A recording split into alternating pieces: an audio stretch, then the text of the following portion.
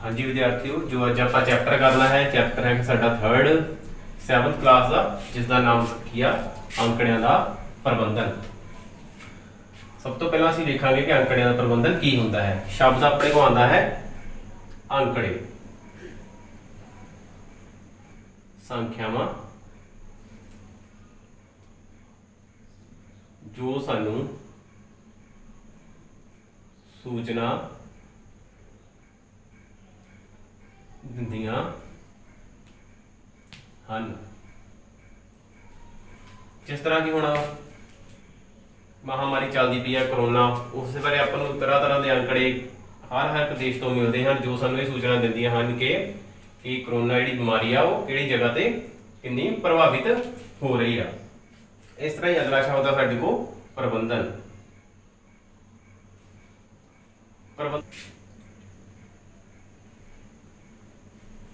संख्यावां नूं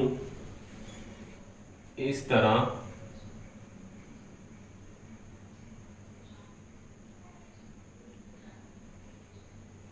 दर्शाना कि वो सानू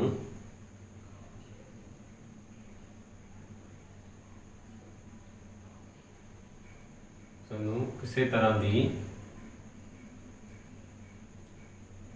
जानकारी देन। जिमें कि अपने को आंकड़ियां का प्रबंधन करने के लिए कुछ विधियां वरतियां जांदियां हन, जिस तरह कि नंबर 1 चित्रलेख,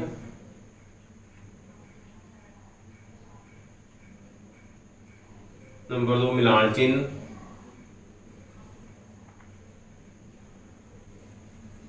नंबर 3 आयत चित्र, नंबर 4 बारंबारता बहुभुज,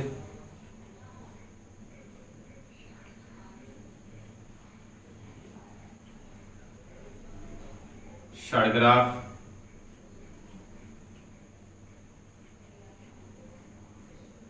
इस तरह ही इस तो बाद इस चैप्टर में आप डिस्कस करांगे। इस पेपर में जो पढ़ना है वो की है साडे को मध्यमान,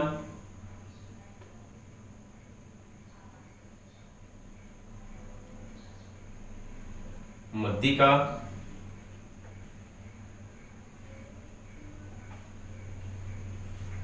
बहुलक, विचलन सीमा, या फिर असी नहीं आंकड़े आप किसी ने इस तरह ही ना ग्राफ की विधि द्वारा दर्शावांगे।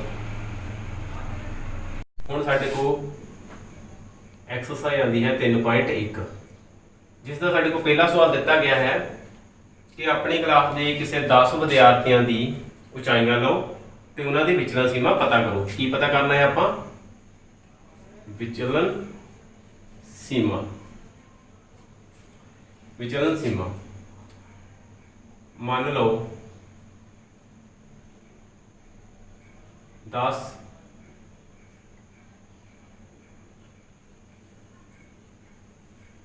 विद्यार्थियों दियां ऊंचाइयां कच लेंगे आप सेंटीमीटर दे विच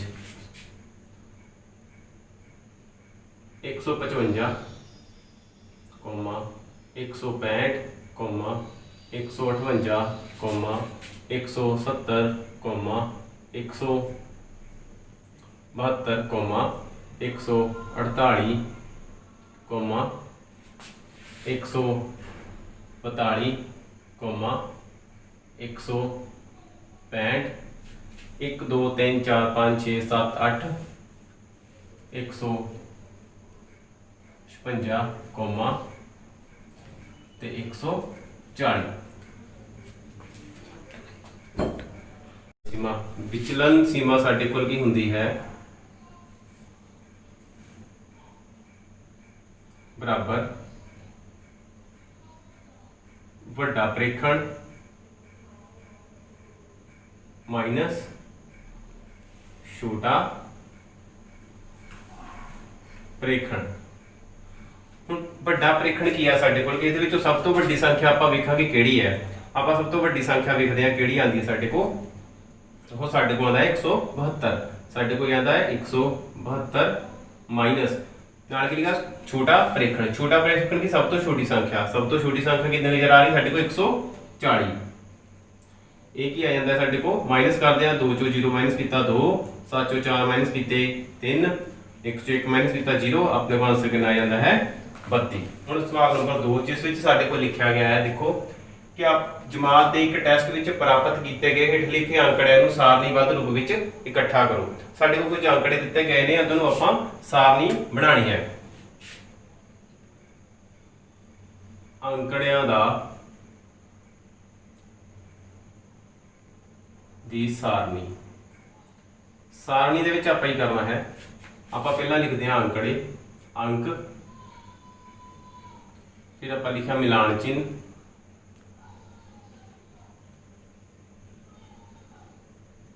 ਫਿਰ ਅਸੀਂ ਲਿਖਿਆ ਬਾਰੰਬਾਰਤਾ।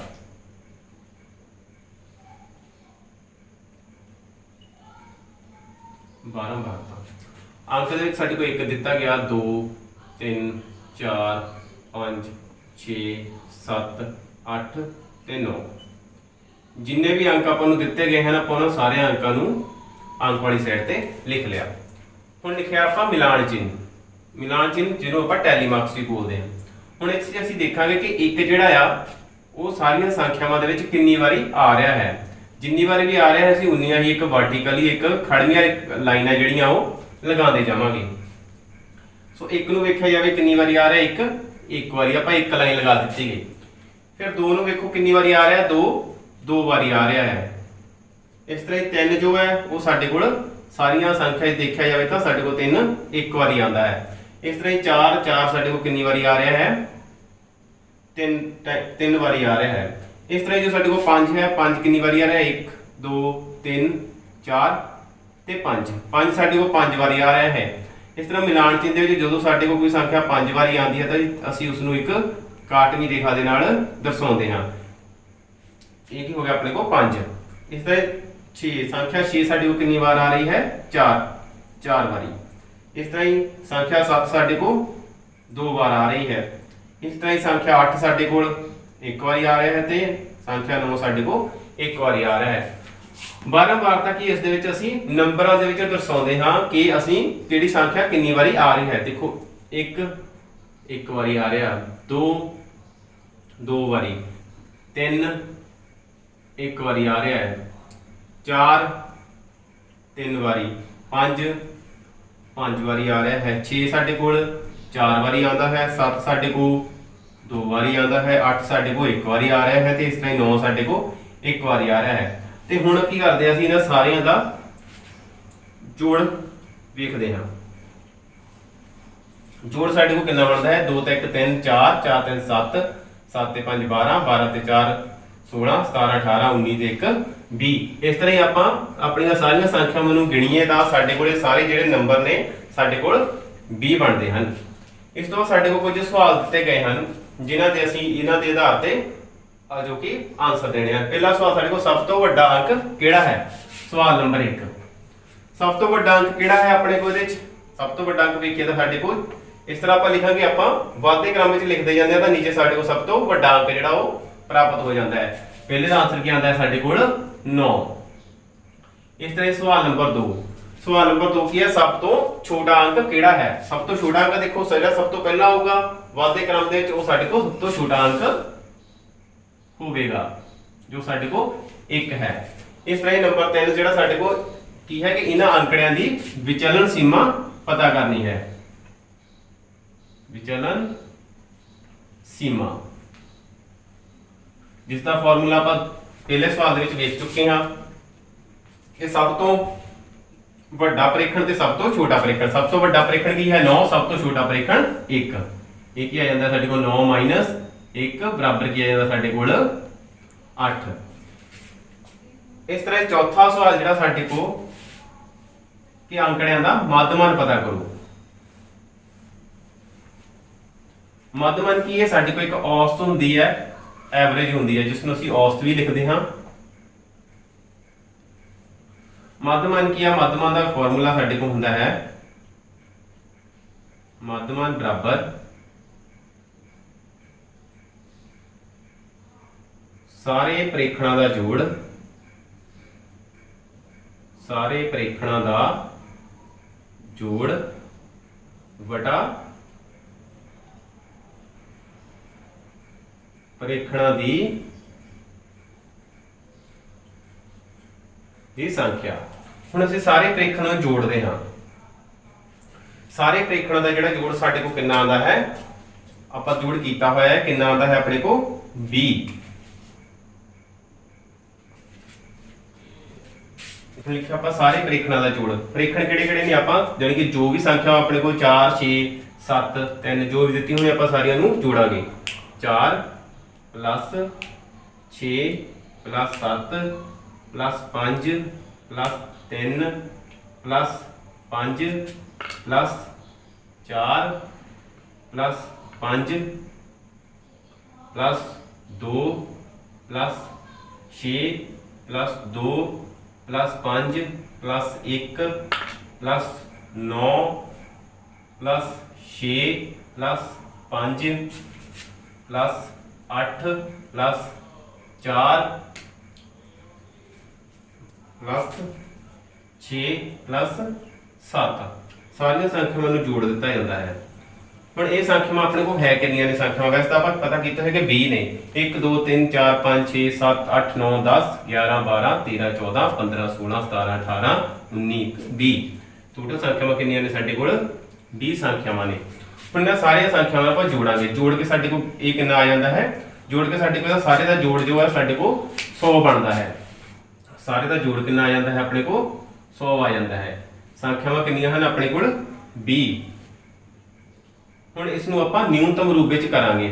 ਦੇਖੋ 0 0 ਦੋਵਾਂ ਦੇ ਇਕਾਈ ਦਾ ਅੰਕ 0 ਹੈ। 0 ਨਾਲ 0 ਆਪਾਂ ਕੈਨਸਲ ਕਰ ਦਿੰਦੇ ਹਾਂ, ਕੱਟ ਦਿੱਤਾ ਜਾਂਦਾ ਹੈ। ਘਟਾਇਆ ਜਾਂਦਾ ਆਪਣੇ ਕੋਲ 10/2। ਹੁਣ ਆਪਾਂ 2 ਦੇ ਪਹਾੜੇ 'ਚ 10 ਆਉਂਦਾ ਹੈ। 10 ਕਿੰਨੀ ਵਾਰੀ ਆਉਂਦਾ ਹੈ? 5 ਵਾਰੀ। 2 ਪੰਜੇ 10 ਕੀ ਰਹਿ ਜਾਂਦਾ ਆਪਣੇ ਕੋਲ? 5 ਨੀਚੇ 1 ਜੋ ਕਿ ਆਪਣੇ ਕੋਲ 5 ਰਹਿ ਗਿਆ। ਇਸ ਲਈ ਇਹਦਾ ਮੱਧਮਾਨ ਕਿੰਨਾ ਆ ਗਿਆ? 5 ਆ ਜਾਂਦਾ ਹੈ। ਹੁਣ ਸਾਡੇ ਕੋਲ ਸਵਾਲ ਨੰਬਰ ਆਉਂਦਾ ਹੈ 3, ਜਿਸ ਵਿੱਚ ਸਾਨੂੰ ਕਿਹਾ ਗਿਆ ਹੈ ਕਿ ਪਹਿਲੀਆਂ 5 पूर्ण संख्यावां दा मध्यमान पता करो। सब तो पहला पहलियां 5 पूर्ण संख्यावां आपां लिखांगे। पहलियां 5 पूर्ण संख्यावां। पूर्ण संख्यावां दा तुहानूं बच्चों पता है कि अपने को कित्थों शुरू होंदियां हन? 0 तो। इसलिए पहलियां 5 पूर्ण संख्यावां की होणगीआं? 0 1 2 3 ਤੇ 4। ਦੇਖੋ ਸੰਖਿਆਵਾਂ ਨੂੰ ਗਿਣਦੇ ਆ ਕਿੰਨੀਆਂ ਹੋ ਗਈਆਂ? 1 2 3 4 ਤੇ 5। ਇਹਨਾਂ ਦਾ ਮੱਧਮਾਨ ਪਤਾ ਕਰਨਾ ਹੈ ਆਪਾਂ। ਮੱਧਮਾਨ ਬਰਾਬਰ 0 प्लस 1 प्लस 2 प्लस 3 प्लस 4 बटा संख्यावां कितनियां हैं? 5। मध्यमान बराबर हुंदा है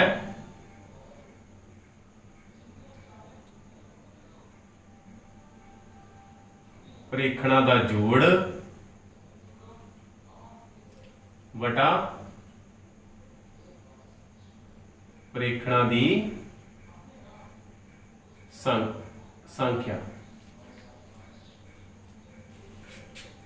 0 1 1 ते 2 3 3 6 6 ते 4 10 10 बटा 5 5 1 5 5 दूनी 10।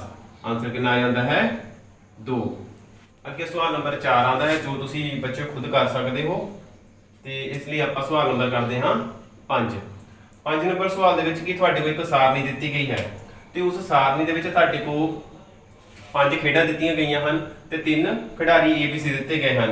तो उन्होंने आधार पर आपां नूं देखो कि पता करन की क्या है कि खिडारी A द्वारा जो अंक प्राप्त किए गए उन्होंने औसत पता करो। खिडारी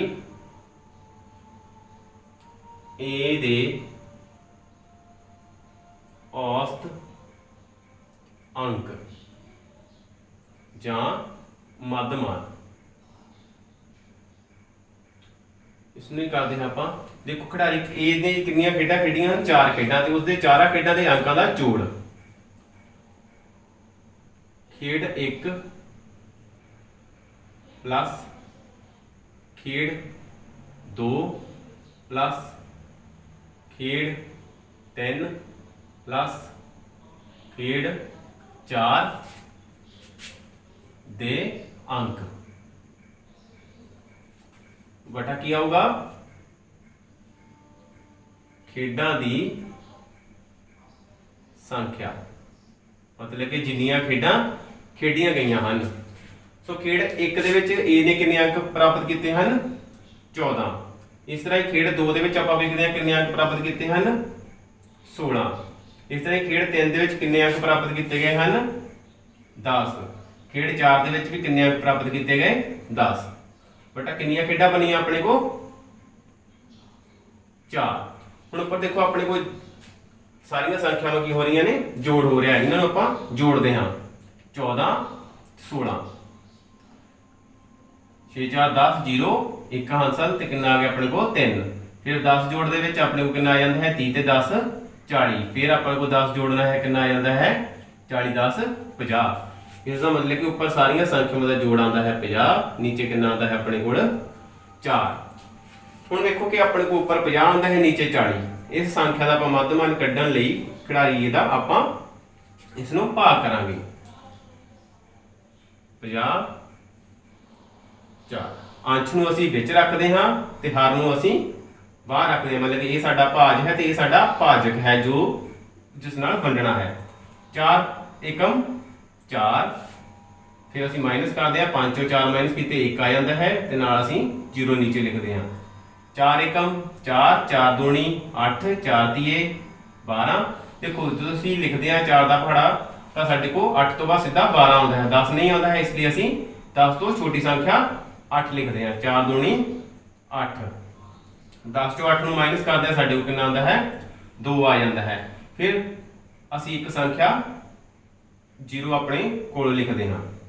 0 ਨੂੰ ਲਗਾਇਆ, ਜਦੋਂ ਹੀ ਅਸੀਂ 0 ਨੂੰ ਲਗਾਉਂਦੇ ਹਾਂ ਤਾਂ ਅਸੀਂ ਆਨਸਰ ਜੋ ਆ ਆਨਸਰ ਦੇ ਵਿੱਚ ਸਾਡੇ ਕੋਲ ਇੱਕ ਦਸ਼ਮਲਵ ਜਿਹੜਾ ਆ ਲੱਗ ਜਾਂਦਾ ਹੈ। ਹੁਣ ਦੇਖੋ 4 ਦਾ ਪਹਾੜਾ ਕੀ ਲਿਖਦੇ ਹਾਂ 4 ਚੁੱਕੇ 16 4 ਪੰਜੇ 20।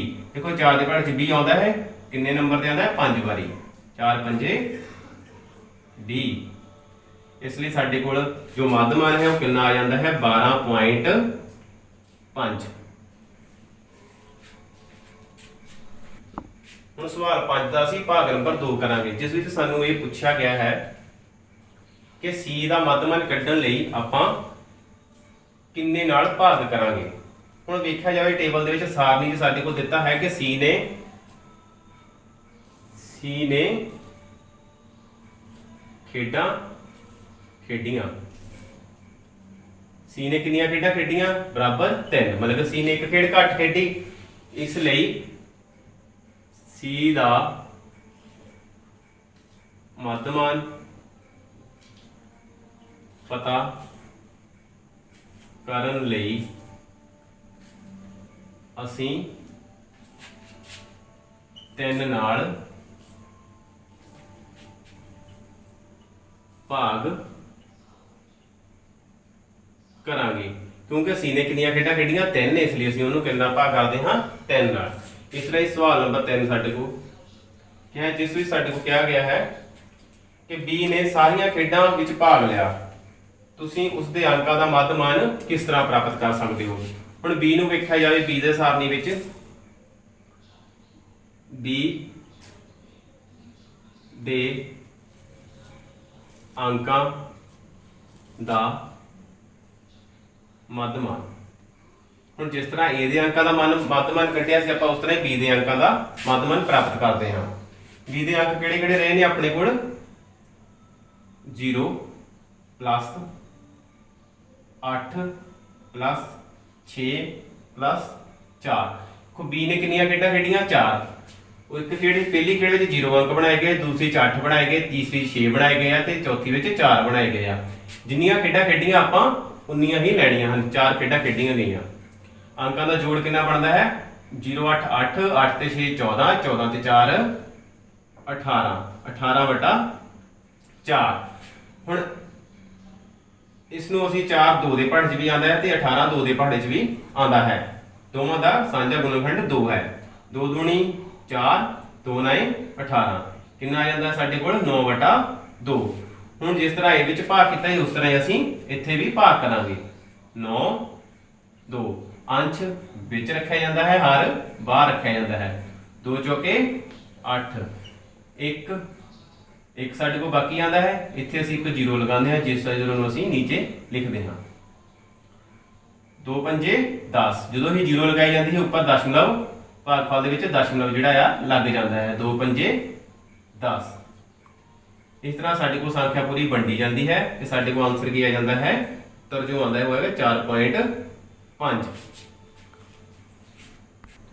ਹੁਣ ਸਾਡੇ ਕੋਲ ਭਾਗ ਨੰਬਰ 4 ਜਿਸ ਵਿੱਚ ਪੁੱਛਿਆ ਗਿਆ ਹੈ ਕਿ ਕਿਸ ਦਾ ਪ੍ਰਦਰਸ਼ਨ ਵਧੀਆ ਰਿਹਾ, A ਦਾ ਵਧੀਆ ਰਿਹਾ, B ਦਾ ਵਧੀਆ ਰਿਹਾ ਜਾਂ ਕਿ C ਦਾ ਵਧੀਆ ਰਿਹਾ, ਜਿਸ ਲਈ ਅਸੀਂ ਤਿੰਨਾਂ ਦੇ ਮੱਧਮਾਨਾਂ ਨੂੰ ਆਪਸ ਵਿੱਚ ਤੁਲਨਾ ਕਰਾਂਗੇ। ਇਸ ਤਰ੍ਹਾਂ ਸਾਡੇ ਕੋਲ A ਦਾ ਮੱਧਮਾਨ ਸਾਡੇ ਕੋਲ ਸੀ 12.5। ਇਸ ਤਰ੍ਹਾਂ ਹੀ B ਦਾ ਮੱਧਮਾਨ ਸਾਡੇ ਕੋਲ ਕਿੰਨਾ ਆ ਰਿਹਾ ਹੈ 4.5।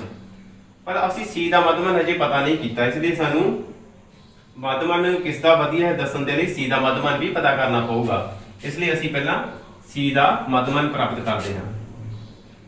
C ਦਾ ਮੱਧਮਾਨ,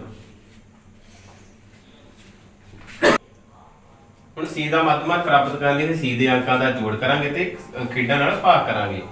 C ਦੇ ਪਹਿਲੀ ਖੇਡ ਵਿੱਚ ਕਿੰਨੇ ਅੰਕ ਹਨ 8, ਫਿਰ ਅੰਕ ਕਿੰਨੇ ਪ੍ਰਾਪਤ ਕਰ ਰਿਹਾ ਹੈ 11, ਫਿਰ ਖੇਡ ਤੀਸਰੀ ਖੇਡੀ ਨਹੀਂ ਗਈ ਉਸ ਨੂੰ ਆਪਾਂ ਨਹੀਂ ਲਿਖਦੇ, ਤੇ ਚੌਥੀ ਖੇਡ ਦੇ ਵਿੱਚ ਕਿੰਨੇ ਅੰਕ ਪ੍ਰਾਪਤ ਕੀਤੇ 13। ਕਿੰਨੀਆਂ ਖੇਡਾਂ ਖੇਡੀਆਂ ਗਈਆਂ ਨੇ 3। ਸਾਡੇ ਕੋਲ ਕੀ ਆਉਂਦਾ ਹੈ 11 ਤੇ 8 19 ਆ ਜਾਂਦਾ ਹੈ, 19 ਜਮਾ 13, 9 3 12 1 ਹਾਸਲ 1 2 ਤੇ 3 ਸਾਡੇ ਕੋਲ ਕਿੰਨਾ ਆਉਂਦਾ ਹੈ 32। 32/3 32/3 ਇਸ ਨੂੰ ਅਸੀਂ ਭਾਗ ਕਰਦੇ ਹਾਂ। 32 3 ਨਾਲ ਭਾਗ ਕੀਤਾ ਗਿਆ, 3 ਏਕਮ 3 ਵੰਡਿਆ ਗਿਆ ਪੂਰਾ 0, ਫਿਰ ਲਿਖਿਆ ਸੀ 2। ਹੁਣ ਦੇਖੋ ਸਾਡੇ ਕੋਲ 2 ਜਿਹੜਾ ਹੈ 2 ਕੀ ਹੈ 3 ਦੇ ਨਾਲੋਂ ਛੋਟਾ ਹੋ ਜਾਂਦਾ ਹੈ। ਜਦੋਂ ਬਾਕੀ ਜੋ ਬਚਦਾ ਹੈ ਸਾਡੇ ਕੋਲ ਭਾਜਕ ਦੇ ਨਾਲੋਂ ਜਿਸ ਸੰਖਿਆ ਨਾਲ ਵੰਡਣਾ ਹੈ ਉਸ ਨਾਲੋਂ ਛੋਟਾ ਹੋ ਜਾਵੇ ਤਾਂ ਅਸੀਂ 0 ਲਿਖਦੇ ਹਾਂ। ਹੁਣ ਅਸੀਂ 0 ਲਿਖੀ ਹੈ, ਸਾਡੇ ਕੋਲ ਆਨਸਰ ਵਿੱਚ ਕੀ ਲੱਗ ਜਾਏਗਾ 0 ਲੱਗ ਜਾਵੇਗਾ। ਹੁਣ ਦੇਖੋ 3 ਦਾ ਪਹਾੜਾ ਪੜਦੇ ਆ ਤਾਂ 3 ਛਿਕੇ ਸਾਡੇ ਕੋਲ ਕਿੰਨਾ ਆਉਂਦਾ ਹੈ 18.3 ਛਿਕੇ 18 ਸਾਡੇ ਕੋਲ ਕਿੰਨਾ ਹੈਗਾ 20 ਚੋਂ 18 ਮਾਈਨਸ ਕੀਤੇ 2, ਫਿਰ ਸਾਡੇ ਕੋਲ 2 ਬਚਦਾ ਹੈ, ਫਿਰ ਅਸੀਂ ਇੱਕ 0 ਲਿਖਦੇ ਹਾਂ, ਫਿਰ ਉਹ 0 ਨੀਚੇ ਲੱਗਦੀ ਹੈ, ਫਿਰ ਸਾਡੇ ਕੋਲ ਕਿੰਨਾ 3 ਛਿਕੇ 18।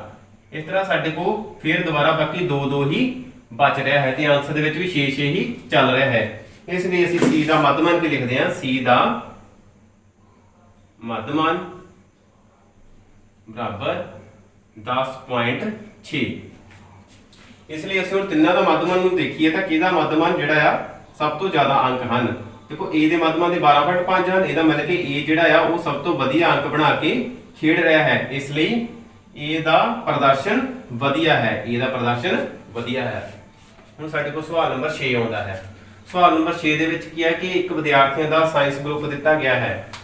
ਉਸ ਸਾਇੰਸ ਗਰੁੱਪ ਦੇ ਵਿੱਚ ਵਿਦਿਆਰਥੀਆਂ ਨੇ 100 ਵਿੱਚੋਂ ਅੰਕ ਪ੍ਰਾਪਤ ਕੀਤੇ। 100 ਵਿੱਚੋਂ ਜੋ ਅੰਕ ਪ੍ਰਾਪਤ ਕੀਤੇ ਹਨ ਉਹ ਕੀ ਹਨ,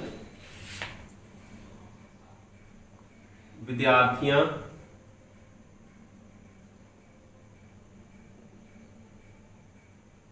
ਦੁਆਰਾ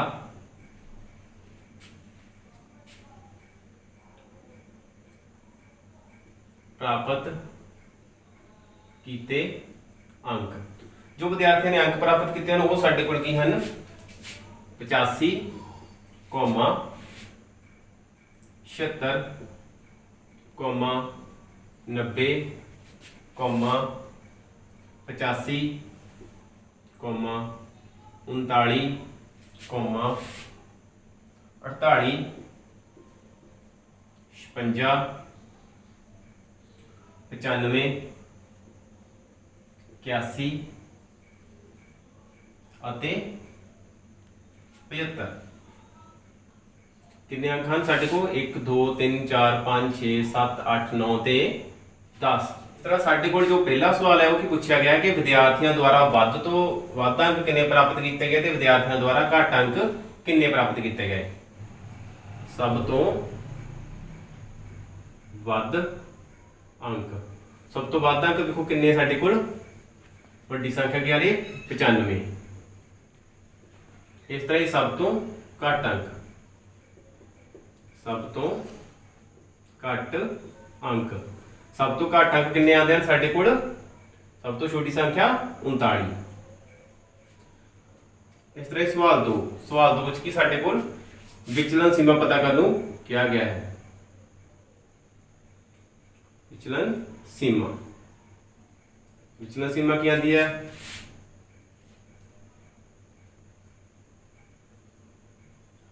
वड्डा परीक्षण माइनस छोटा परीक्षण। सो एक ही आता है साडे कोल 95 माइनस 39, माइनस करके कितना आ जाता है साडे को 15, 15 चो 9, 15 बन गए 15 चो 9 6, सॉरी 95 माइनस 39 8, 15, 15 चो 9 6, 8 चो 3 5, कितना आ जाता है अपने कोल 56 आ जाता है। इस तरह सवाल नंबर 3 जिस ਵਿੱਚ ਸਾਨੂੰ ਕਿਹਾ ਗਿਆ ਹੈ कि अंकों का मध्यमान पता करो।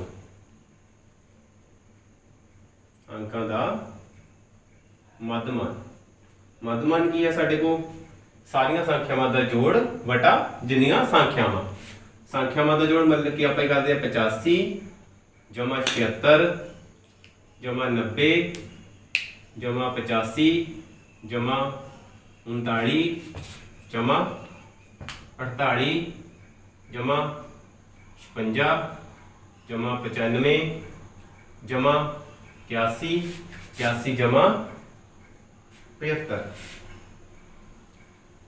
सारिया संख्यावां दा जोड़ वटा कितनी संख्यावां हैं 10। हुण असीं इन्हां सारिया संख्यावां दा जोड़ प्राप्त करांगे। इन्हां सारिया दा जोड़ कितना आता है साडे कोल 5 1 6 6 5 11 11 6 17 17 ते 8 साडे कोल आ जाता है 25 25 ते 9 34 34 5 39 39 ते 6 45 45 5 50 साडे कोल है 0 5। इस तरह बाकी संख्या नूं जोड़ के साडे कोल कितना आता है 73 73 आ जाएगा साडे कोल कितना आ जाता है 730 730 बटा कितना आ जाएगा 10 730 बटा 10। इसलिए हुण इकाई दा अंक 0 आउंदा है, 0 ना 0 कैंसल हो जाएगा, कट दिता जाता है साडे कोल आ जाता है 73 बटा 1। ते किसी भी संख्या के नीचे 1 होवे तां साडे कोल संख्या दा आंसर की रह जांदा, जो संख्या ऊपर अंश विच दित्ती होवे वो साडे कोल दा उत्तर हुंदा है। इसलिए इसदा मध्यमान कितना जांदा है 73। सवाल नंबर 8 की साडे कोल फिर एक सारणी दित्ती गई है जिस विच दिता गया है कि हफ्ते के दिन दिते गए हैं ते 7 दिनों में जो भी वर्खा होती है वर्खा कच हो रही है, वर्खा दी गई है मिलीमीटर दे विच 7 दिन दिते गए हैं। 7 दिन साडे को दिते गए हैं, सोमवार तो ऐतवार तक दिन दिते गए हैं ते अलग अलग दिन की जो वर्खा दी गई है जिन्नी भी मिलीमीटर हो रही है। तो उसका पहला सवाल की साडे को उपरोक्त अंकड़ियां नाल वर्खा दा विचलन सीमा पता करो।